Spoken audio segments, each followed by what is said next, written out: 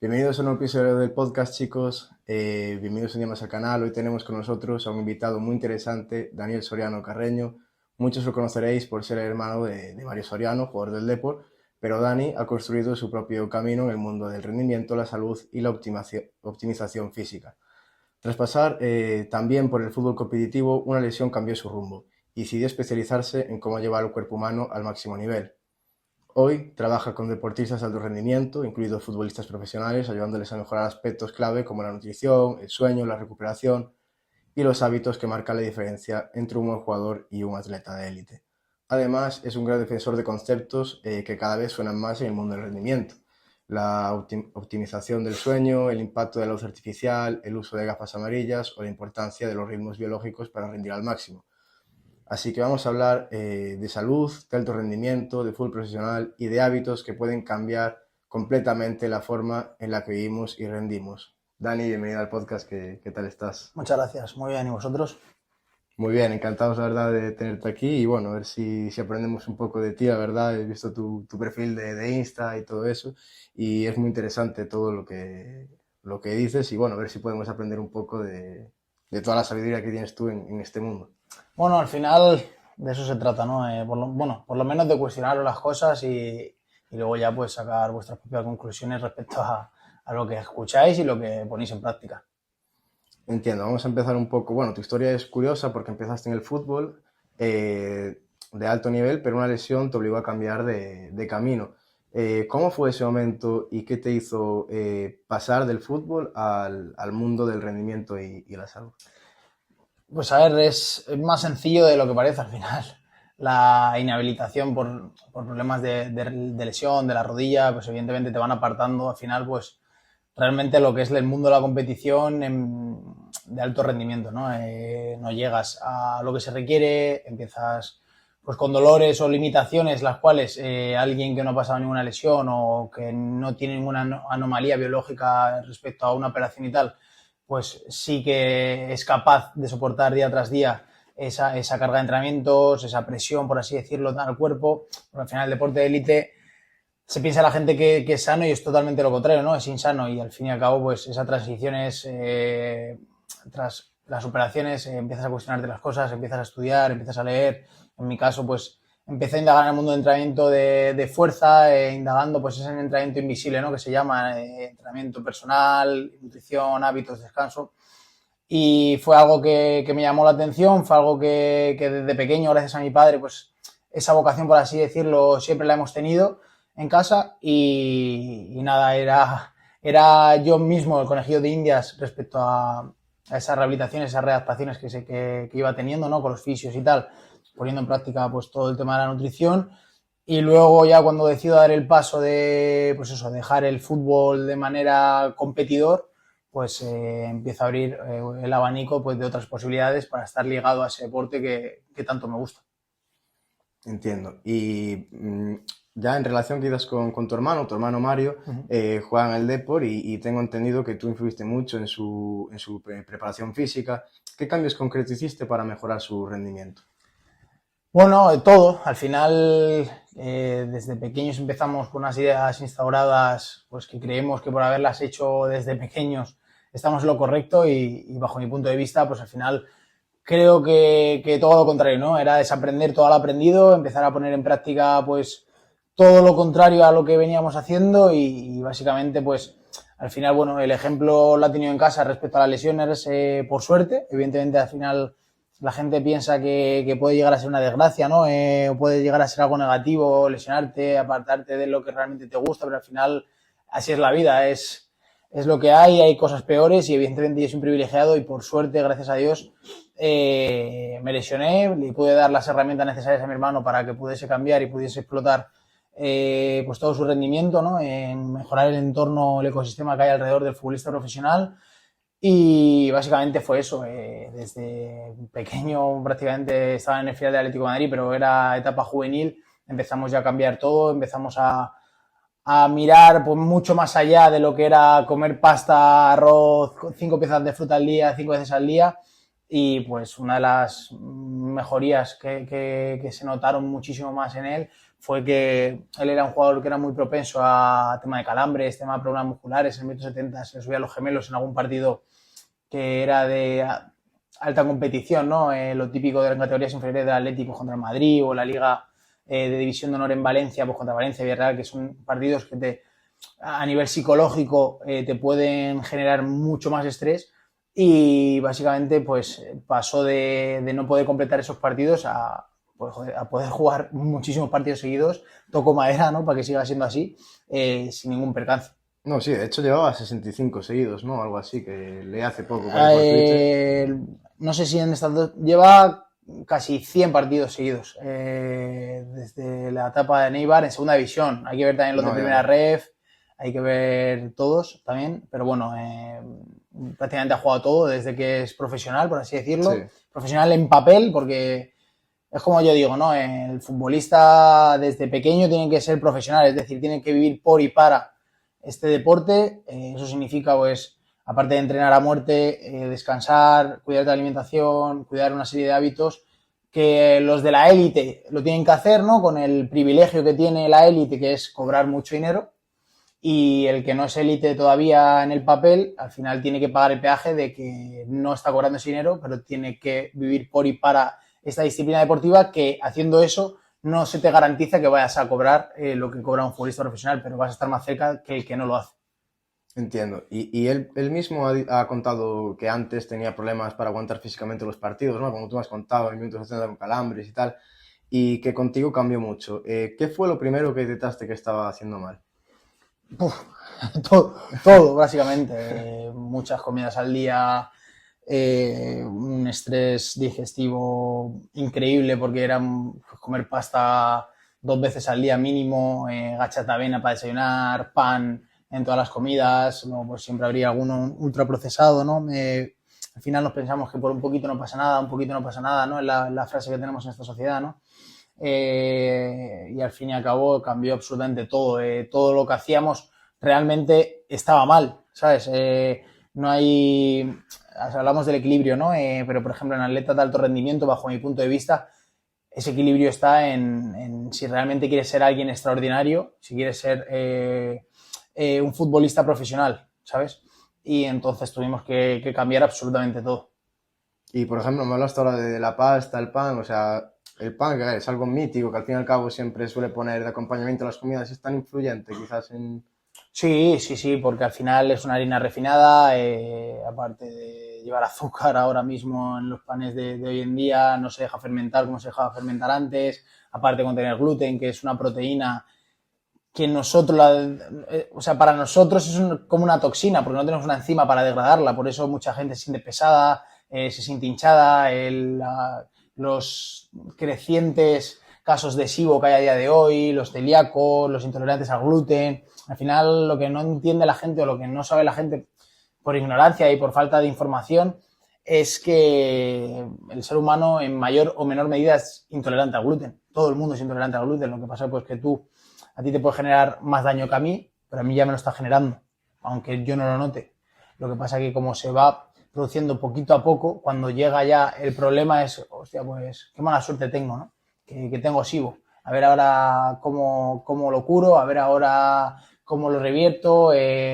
Luego encima, pues todas las tiritas que te ponen o todos los parches que ponen son, pues eso, protectores de estómagos, antibióticos, que eso encima genera más daño, porque no te quitas lo que te ha generado esa patología o esa sintomatología y encima le estás metiendo químicos, ¿no? O sea... Exacto, eso es el aparato digestivo. Y básicamente, bajo mi punto de vista, es lógica lo que tiene que hacer el ser humano, pero bueno. Sí, y bueno, tú, aparte de, por ejemplo, con tu hermano, también trabajas con más futbolistas profesionales, alto nivel. Tú cuando coges a un futbolista que te contacta contigo, oye, Dani, quiero mejorar mi preparación, etcétera, etcétera, ¿cuál es el mayor error que cometen los futbolistas profesionales con su salud o preparación? Que sea lo primero que tú digas... A ver, el futbolista o el atleta de alto rendimiento que se pone en contacto conmigo para cambiar todo ya viene con esa disposición, esa predisposición a que vamos a cambiar todo lo que viene haciendo, ¿no? Hay pocos casos contados que tienen una base bastante buena y que al final pues me contratan, por así decirlo, deciden trabajar conmigo porque quieren afianzar una serie de cosas, una serie de conocimientos que a lo mejor no llegan ellos y entonces lo delegan, ¿no? pero lo que me encuentro es lo que hemos hablado de mi hermano, ¿no? El abuso de los carbohidratos, sobre todo refinados, el abuso de las comidas durante el día, o sea, la cantidad de comidas, el estrés que les lleva pues el estar pendiente de que cada 2-3 semanas tienen una prueba de pliegues en su equipo y si dan más de pliegues van a tener una multa, el pensar que tienen que estar contando cada caloría que se meten al cuerpo y ni mucho menos, ¿no? Al final yo lo que intento darles, o las herramientas que intento darles y ponérselas en la mano es coherencia, ¿no? Comer hasta saciarte, comer alimentos, disfrutar de lo que comes, disfrutar de cada momento pues que empleas para mejorar tu salud y por ende tu rendimiento. Al final el rendimiento es una consecuencia de mejorar una serie de parámetros en cuanto, o hábitos, mejor dicho, ahí en torno al jugador, ¿no? Y pienso que todo esto es lo que le lleva a estar o a quitar, mejor dicho, ese estrés que hay a día de hoy respecto al atleta de alto rendimiento, ¿no? Y muchos creen que en el fútbol de élite es solo talento y entrenamiento, pero tú hablas mucho de optimizar el sueño, luz, hábitos. ¿Qué puede mejorar un jugador solo cambiando? O sea, ¿cuánto puede mejorar un jugador solo cambiando su estilo de vida? Pues todo. Puede marcar la diferencia de poder estar en predisposición todos los partidos para el entrenador. Al final, yo no le garantizo a nadie jugar, porque depende de muchos factores, depende del entrenador, depende de cómo lo hagas, depende de cosas que no dependen de mí, ¿no? Claro. Por así decirlo.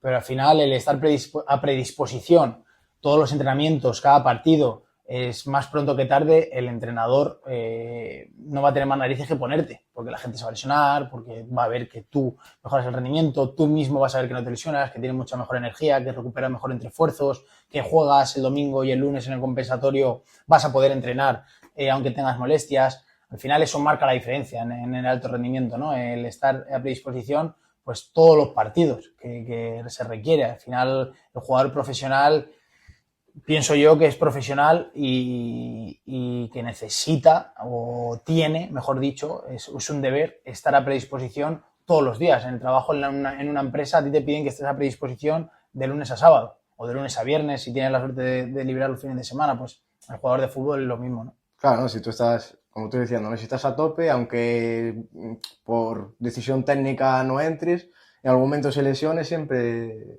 si estás a tope, estás ahí. Vas a tener la oportunidad más pronto que tarde y bueno, creo que al final el ejemplo es mi hermano, la primera etapa en el Depor hasta enero prácticamente no juega nada, juega muy poco y en enero pues le dan la oportunidad y si no llega a estar preparado, mentalizado y sobre todo pues haciendo todo lo que tiene que hacer, aunque no jugase, hubiese durado nada y menos jugando. Entonces, al final, el jugador tiene que ser consciente de que son muchos en plantillas, de que hay etapas, de que hay diferentes decisiones de entrenadores, hay diferentes gustos, hay diferentes situaciones y cada jugador es un mundo, ¿no? Al final creo que te tienes que deber a tu trabajo y tienes que cumplir. Al jugador se le paga por entrenar, no por jugar.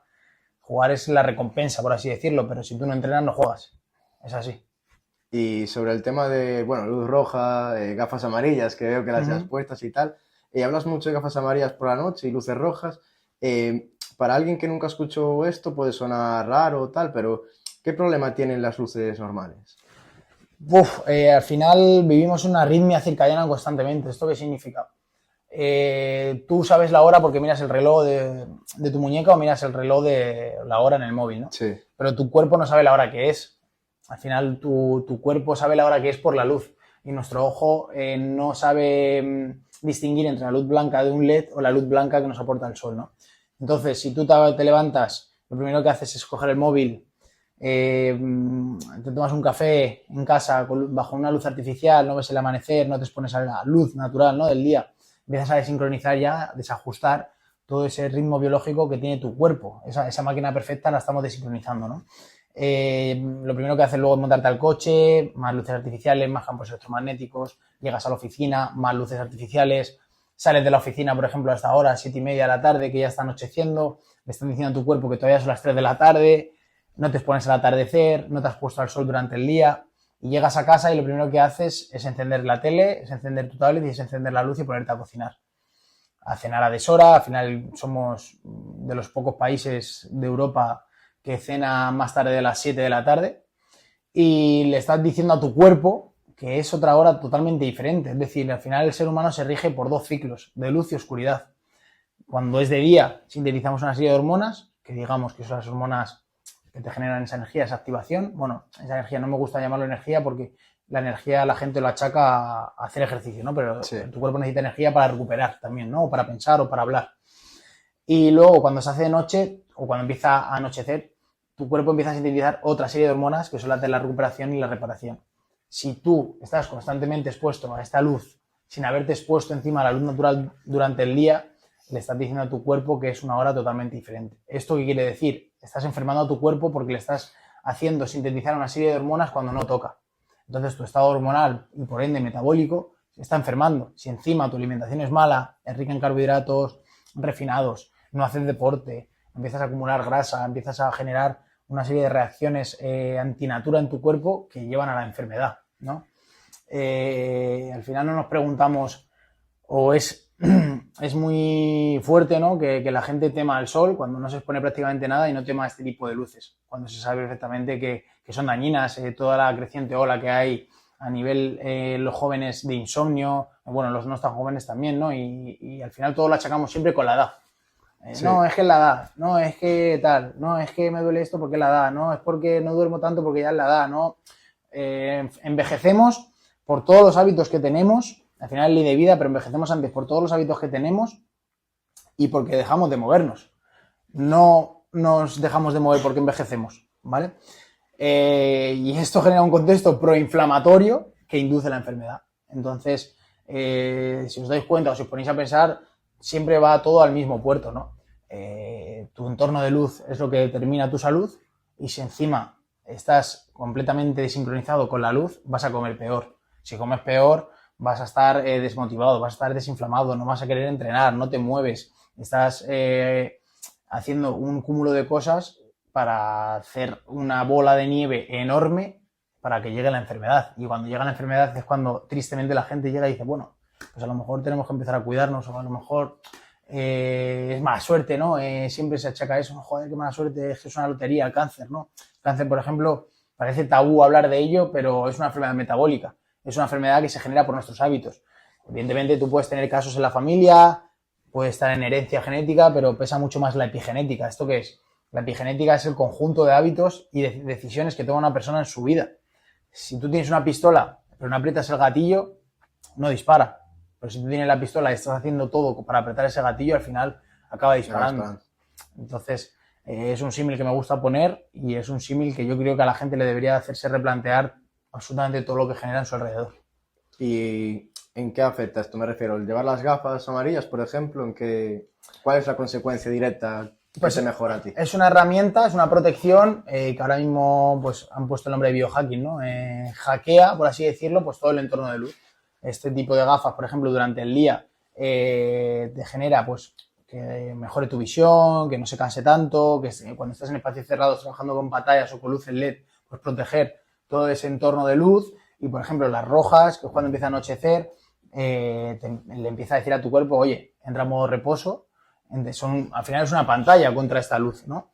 Entra en modo reposo, empieza a sintetizar esa serie de hormonas que hemos preparado durante todo el día con la exposición solar, si lo hacemos bien, con el tema de la comida y demás, para tener un descanso reparador. ¿Cuánta gente se levanta habiendo dormido, en teoría, 7 horas y media, 8 horas y todavía está cansado?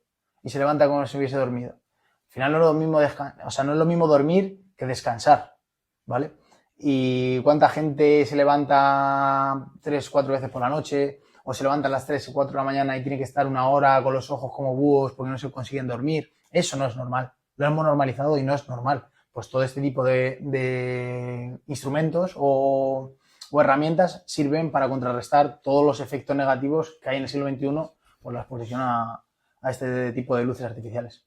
No, sí, escuchándote parece que, por ejemplo, yo también me pasa muchas veces que a lo mejor duermo 9 o 10 horas y me levanto y sigo cansado. Así es. Entonces, ahora que lo explicas, pues sí que... Que bueno, que al final es lo que digo yo, ¿no? No te lo tomes como la verdad absoluta, sino pues experimenta. Al final yo creo que es una inversión relativamente barata, porque toda inversión para la salud yo creo que es barata.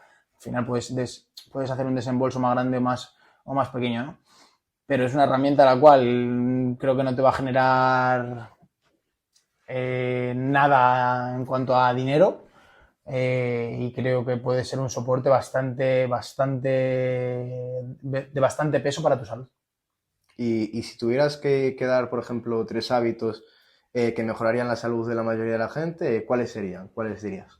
Pues exposición al sol, muchísima exposición al sol, cambiar el entorno de luz, ese uno.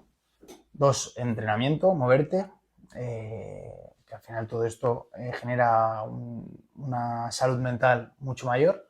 Y la alimentación, es decir, que tu alimentación sea tu medicina, ¿no? Que tu alimentación sea basada en alimentos, no en productos comestibles. Estos alimentos, siempre lo digo y lo repetiré, la carne, los huevos, el pescado, el marisco, la verdura y fruta de temporada, dependiendo de tu estado metabólico, los tubérculos, algún fruto seco, es decir, cuando la gente escucha esto, no, ¿y qué voy a comer ahora? Claro, al final, si vienes de comer legumbres, si vienes de comer pasta, si vienes de comer arroz blanco, si vienes de comer pollo, pues evidentemente, ¿qué vas a comer si te quitan todo esto? Si estás acostumbrado a comer esto, nada, ¿no?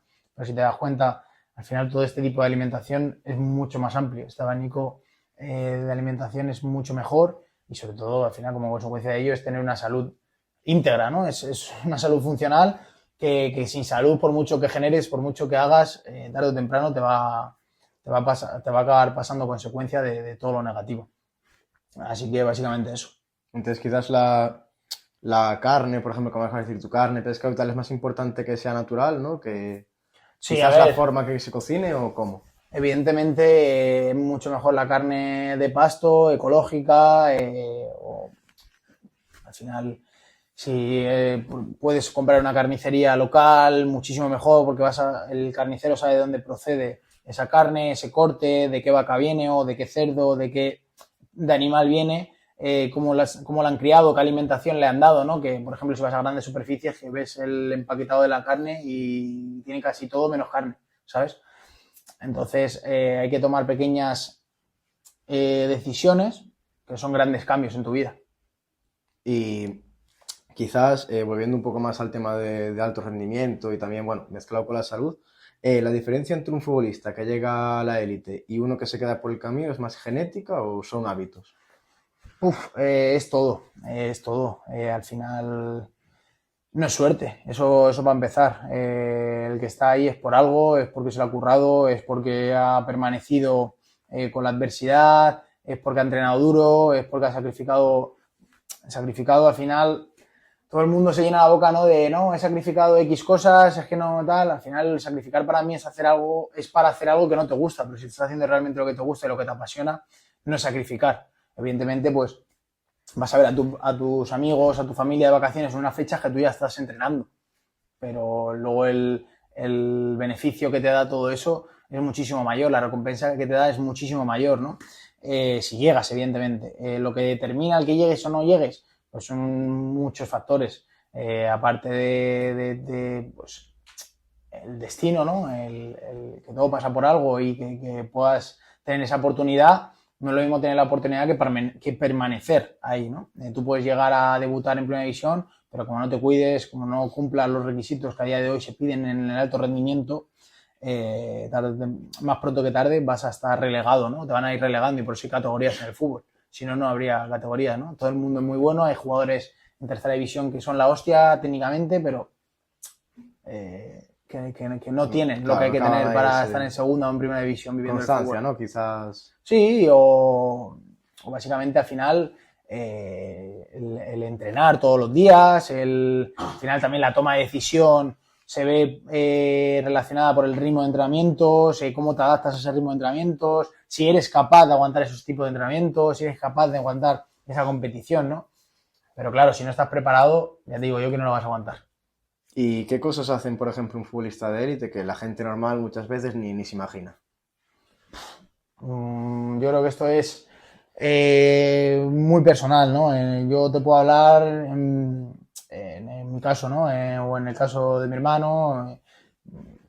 Al final es dormirse antes de las 11 de la noche, cuidar su entorno de luz, es comer con las horas de luz, suplementarse, bajar a la playa, hacer grounding, bañarse en el mar en todas las etapas del año, todas las estaciones del año, exponerse al sol durante todas las etapas del año.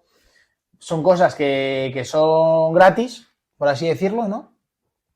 Que lo tenemos todo al alcance de la mano, pero que creo que no se valoran, porque al final, como son gratis, no tienen ese peso de decir, bueno, pues he pagado, lo voy a hacer, ¿no? O como son gratis, pues Claro.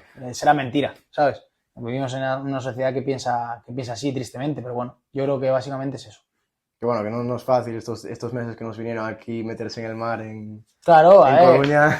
es así, pero al final en invierno tiene que llover, tiene que hacer frío, tiene que parece que también esto es una locura, ¿no? Que haga frío.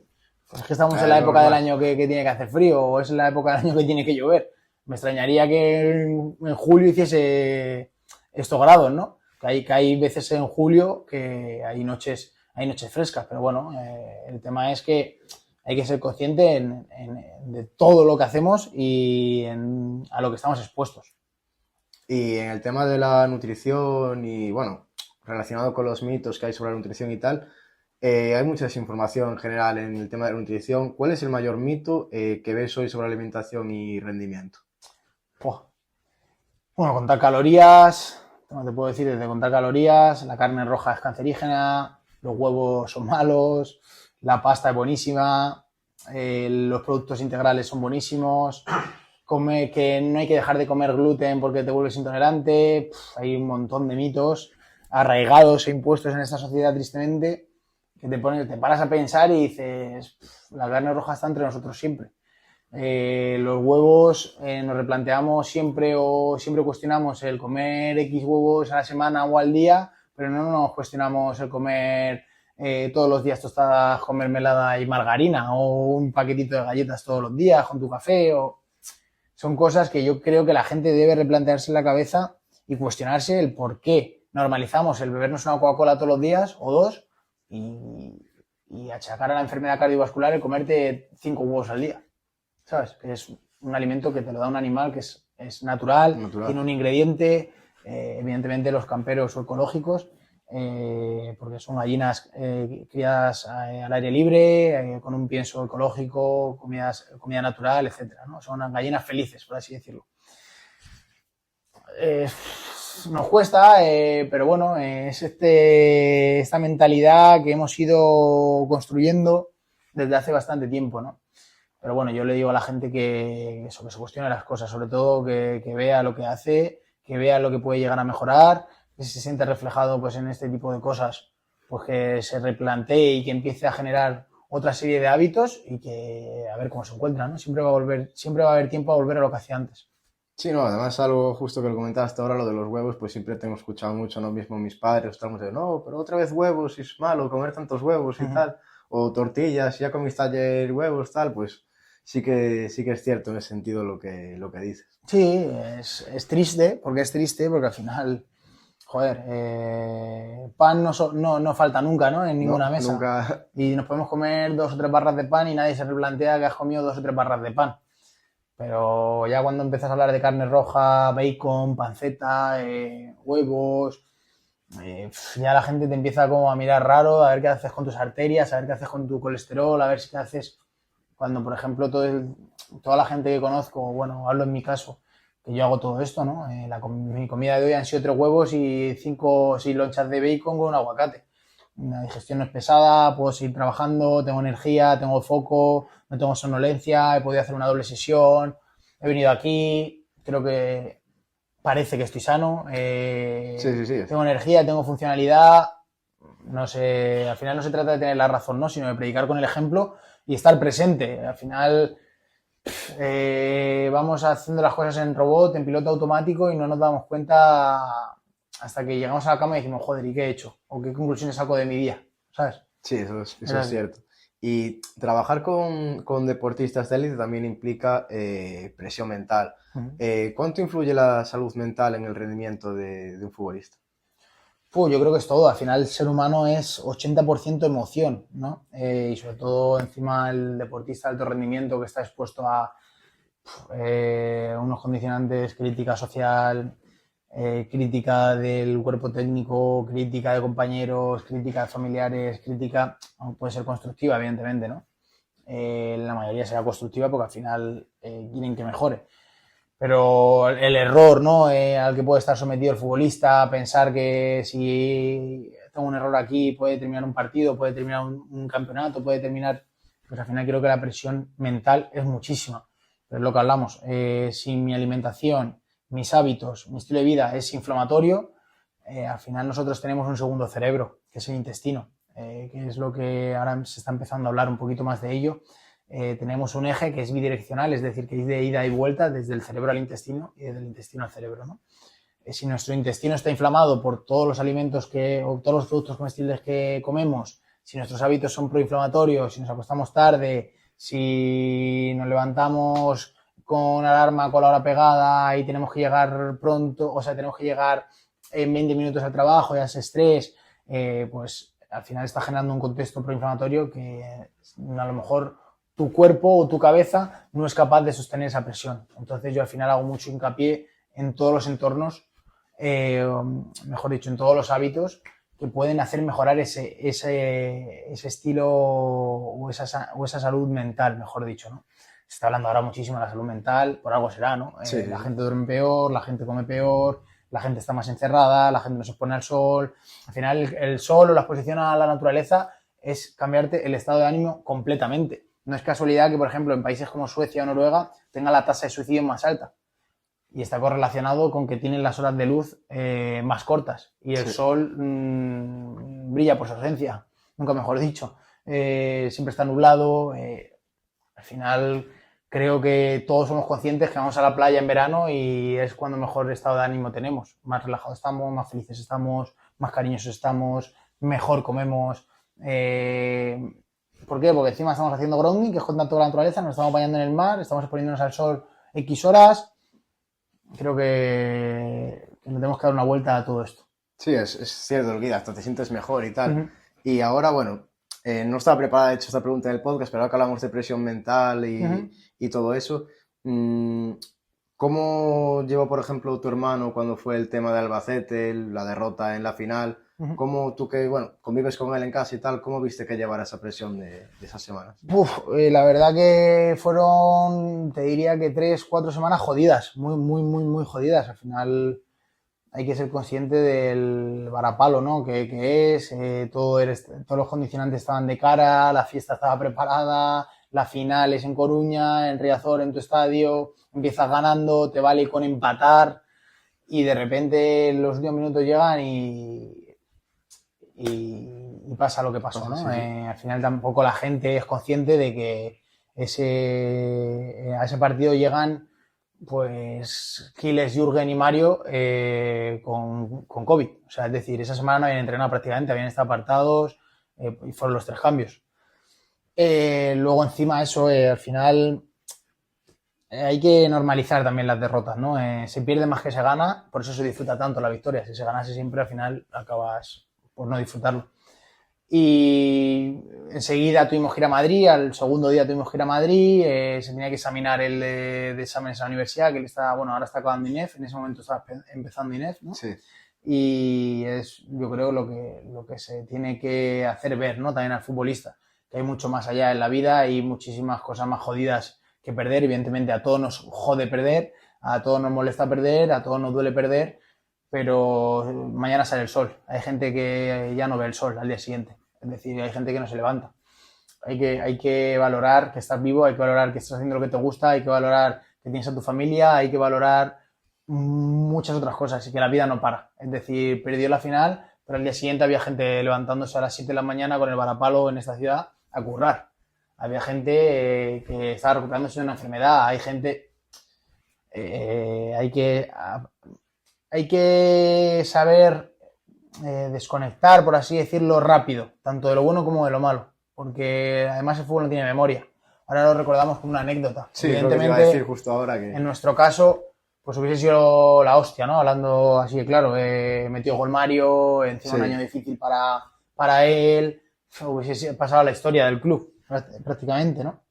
Pero bueno, al final todo pasa por algo y es el destino y está todo escrito. Yo pienso que está todo escrito y se tiene que ser así, o sea, si tuvo que ser así, pues ya está. Al final yo creo que sirve para hacerte más fuerte, para valorar las cosas, para hacerte mucho más resiliente y que tu umbral de sufrimiento, de injusticia, que al final parece que ahora todo es injusto en esta vida, ¿no? Pues crezca un poquito más. Claro, y bueno, ahora estamos donde estamos. Lo que dices tú, se ve como una anécdota y estamos ahí arriba y hay que disfrutar también el proceso, aunque a veces haya que Así es, y voy a repetir, al final si no estuviesen las derrotas no se disfrutaría tanto lo bueno. Bueno, ahora están en puesto de playoff y tampoco se disfruta, pero bueno, eso es otra cosa, ¿no? Pero bueno, al final no eres campeón si no pierdes, o no eres subcampeón si no te ganan. Siempre va a haber un perdedor, siempre. Y creo que lo dijo Tony Nadal, ¿no? El tío de Nadal en una entrevista. No es, al final, si quieres puedes. No es si quieres puedes. Al final, si quieres, puedes estar más cerca. Sí. Pero al final siempre hay un contrario que también tiene esa frase, si quieres puedes. Y ahí tiene que haber un perdedor y un ganador. Y al final se tiene que normalizar, por mucho que nos joda, vuelvo a repetir, la ambición, evidentemente, de cada uno, de una ciudad, de lo que tú quieras llamar, de un club, está ahí, pero al final hay otras cosas, o mala suerte, o no creo la mala suerte, no, la buena suerte del otro. Bueno, mejor dicho, al revés. Creo en la mala suerte de alguien, por ejemplo, que se lesione o que le pase algo, que es la buena suerte para otro. A lo mejor la buena suerte del Albacete, o la suerte que tuvo el Albacete, es que Jürgen, Quiles y Mario tuvieron COVID esa semana, ¿no? Y al final fueron los cambios y cambiaron completamente el partido. Entonces, ¿eso qué es? ¿Buena suerte para el otro o mala suerte para mi equipo? Nunca se va a saber, ¿no? Entonces, ahí lo dejo. Y, por ejemplo, si un chico de 15 años quiere llegar al fútbol profesional, ¿qué 3 cosas le recomendarías que debería empezar a hacer desde hoy que casi nadie hace? Disfrutar y divertirse. No hay una píldora mágica, evidentemente. Si empiezas a cuidarte, empiezas a afianzar estos hábitos, muchísimo mejor, ¿no? Para ti. Pero disfrutar y divertirse, porque creo que se ha perdido la perspectiva de lo que es el fútbol de formación. Evidentemente, ganando se aprende más, ganando se disfruta más, jugando, que todos queremos jugar, pues evidentemente nos sentimos importantes, pero es que se ha dejado de disfrutar, se está dejando de disfrutar siendo niños. O sea, nos estamos exigiendo como si tuviésemos que jugar miércoles, domingo, como si estuviésemos en un equipo de Champions. Y evidentemente tu mentalidad como jugador tiene que ser un jugador de Champions. O sea, tu objetivo siempre tiene que estar, bajo mi punto de vista, lo más alto posible, o tu mentalidad. Pero no tienes que dejar de disfrutar y de divertirte, porque eres un niño o una niña. Y creo que eso se puede extrapolar pues cuando eres futbolista profesional, ¿no? Si tú te diviertes en el campo, si tú disfrutas en el campo, a pesar de que tengas presión por ganar, al final yo pagaría por tener esa presión por ganar, yo pagaría por ser futbolista profesional, sí, ¿no? Pero si tú dejas de disfrutar y divertirte, pierde el sentido bajo mi punto de vista. Yo volví al fútbol después de 2 años y medio, estando parado, 3 operaciones en un año, porque quería volver a disfrutar y a divertirme jugando al fútbol, aparte de tener esa presión de tener que ganar, ¿no? O hacerlo bien. Pero en el momento que yo dejé de disfrutar por las lesiones, por dolores, por tal, yo decidí dejarlo por no hipotecar mi salud. Es decir, por los dolores, etc., evidentemente, y como consecuencia de ello dejé de disfrutar. Pero ahí me di cuenta que al fin y al cabo el futbolista tiene que disfrutar y tiene que divertirse, y no se le tiene que dar tanta importancia a cuántos goles metes, cuántas asistencias metes desde pequeño. Al final todo eso llega cuando te dejas fluir en el campo. Claro, al final, mismamente muchos jugadores, vemos Yalmiña, Maradona, Ronaldinho, que eran de los mejores, Neymar, y se le ve que realmente disfruta, y se nota cuando un futbolista lo disfruta y cuando está más apagado y tal. Al final, bueno, estamos hablando de superclases, ¿no? Y talentos, pues eso, que no creo que vayamos...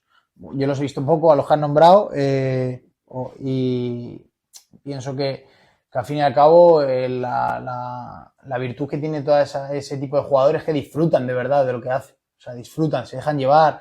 Al final es como un premio el sábado, ¿no? Yo tuve un entrenador que además se me quedó grabada la frase, al final llega el sábado o el domingo de competición y ves a la gente nerviosa, con presión y demás, y al final es como prepararte un examen, ¿no? Si te preparas un examen, llega el día del examen y tú lo disfrutas porque te lo sabes.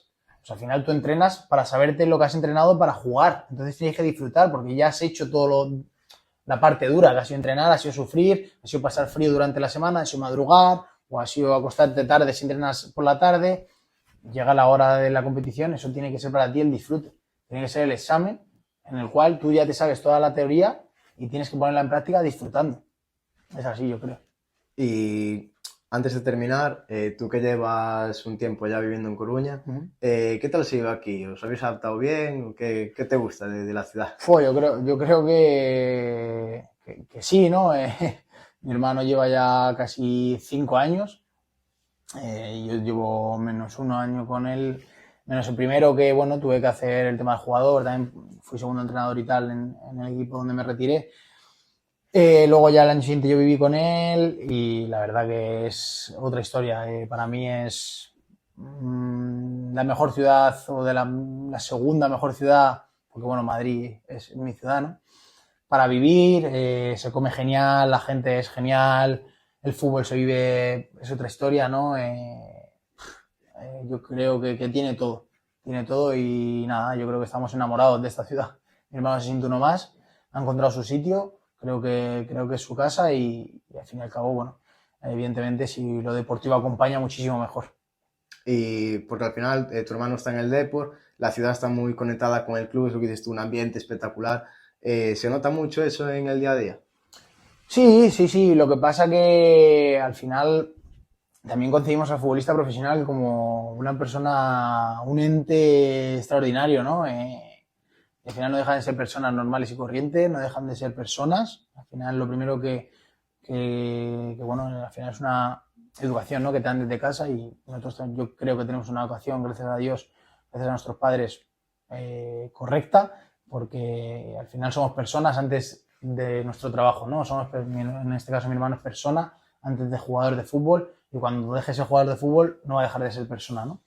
Entonces, es normal, la gente además es súper respetuosa, los niños, es genial, al final es lo que le decíamos y le decimos siempre, ¿no? Al final de hace 10 años estabas tú así, o más, bueno, un poquito más ahora, pero hace 10 años estabas tú así con Forlán y con el Kun Agüero, ¿sabes? Cuando estaban en el Atlético de Madrid y les pedías fotos y les pedías, qué menos que hacerte fotos, ¿no? Qué menos que estar ese segundo que a lo mejor es el segundo más feliz de ese día para el niño, ¿no? O ya tiene anécdota para ir al cole y decir que tiene un autógrafo tuyo, tiene una foto y al final pienso que es de agradecer y que gracias a este tipo de gente, de este tipo de aficionados, está vivo el Deportivo de La Coruña, está vivo el fútbol.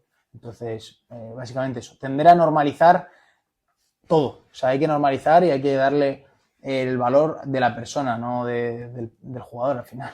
El jugador puede estar más o menos acertado, pero si no eres buena persona, más pronto que tarde ya te digo yo que no vas a poder pasear tranquilo por la calle. Y bueno, ya para finalizar, te voy a hacer una pregunta que seguro que muchos deportivistas están haciendo. ¿Mario sigue en el Depor la próxima temporada o no se sabe todavía? Ojalá. Yo al final todos queremos que siga, él quiere seguir, pero ya sabemos cómo es esto y ojalá. Y que si es en primera división, vamos, él tiene contrato, así que él está tranquilo con todo esto. Él, vuelvo a repetir, está en su sitio, está en su casa, entonces un poco más que añadir.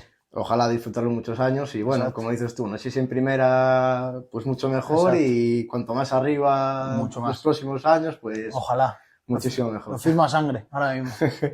Bueno, pues ha sido un placer tenerte aquí, la verdad, un placer de charla, la verdad, poder hablar contigo, he aprendido también bastantes cosas tal y bueno, inquietudes que espero que también la gente valore y se pueda resolver y tal. Y nada, pues ha sido un placer tenerte. Nada, el placer es mío. Y hasta aquí ha llegado el vídeo, chicos. Nos vemos en la próxima. Darle a like, suscribiros y todas esas cositas. Y nada, seguid apoyando al canal para poder tener a más invitados como Dani, que ha sido un lujo. Y hasta la próxima, chicos. Chao.